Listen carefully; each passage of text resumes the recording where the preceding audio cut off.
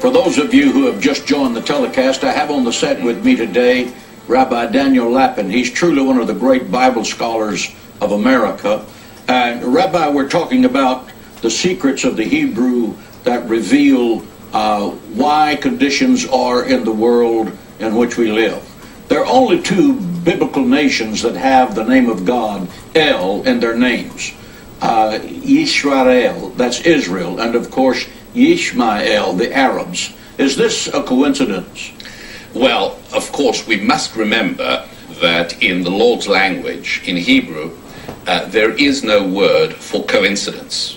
And the general rule is that if there is no word for a concept in the Hebrew language, then that concept doesn't exist. It's a false concept. I'll give you another example. Retirement.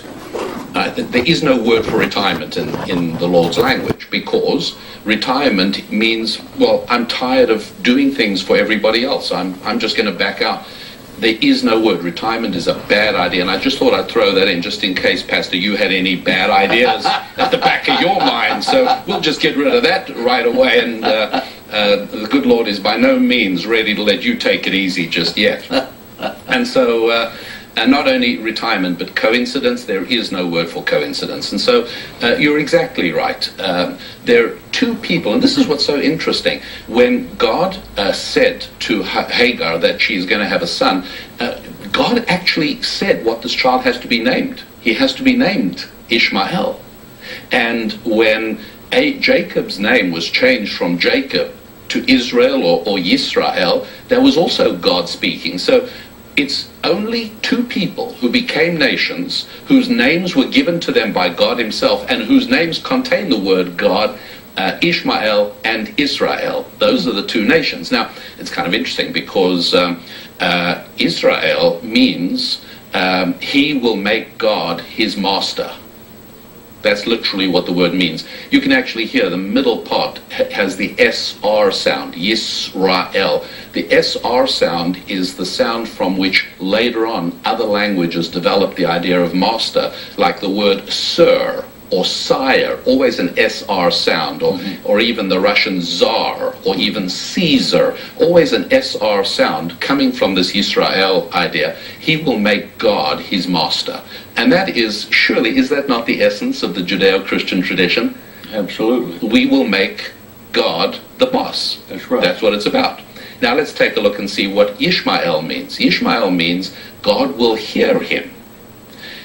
Well, not surprisingly, Arabs pray, Muslims pray more than any other people on earth. 5 times a day they pray, constantly, because part of their basic heritage that's locked into their name and into their identity is this idea that God will hear them. And it's a tremendous advantage they have, because we have to be on the right track for God to hear our prayers. But God listens to them in a different way. So that means we really have to be faithful to our commitment. And that means that as important as strategy is, as important as courage and fearlessness are, as important as military strategy is in defeating the threat of Islamic fundamentalism, something else is even more important. That is, we must never abandon the traditions of our faith. We must never forget the biblical and Judeo-Christian origins of who we are, because I do believe that without that, we stand zero chance of defeating perhaps the greatest threat that Western civilization has faced in a very long time. And these are these two names, Ishmael and Yisrael.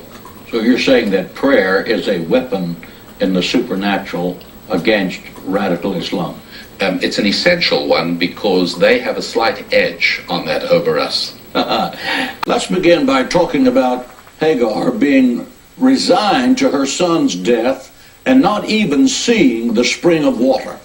Well, it's really extraordinary. That's exactly right. We're talking about Genesis chapter 21, and Sarah has encouraged Abraham to bid farewell to Hagar and Ishmael, and off they go. And it then says she puts him down by a bush because she is fine. He's going to die there. And she moves herself off. How far away? 50 yards? 100 yards? No, the length of a bow shot away. That is a weapon, right? Because a bow is the biblical metaphor. Sure. The Bible doesn't say a 223 high-velocity rifle. It says a bow. Now, you think about this for a moment. Nowhere else in the whole Bible is distance given by a measurement of a weapon. It's kind of interesting because there is one group of people that have an intimate identity with their weapons. People whose entire sense of self is related to their weapons. Lawrence of Arabia, that great old Peter O'Toole movie, all the Arab chieftains, the Western world really kind of, for many people, got their first glimpse into Arabia through that movie. How did Arab chieftains signify their rank? Medals? No, a dagger. There's that weapon again. What does this begin to tell us? That these biblical passages are not just stories, but they actually reveal information that is as relevant as tomorrow's newspaper headlines. And this one tells us that the identity of weapons was established right there between Hagar and her son Ishmael, right there and then. That was an essence of who that people is.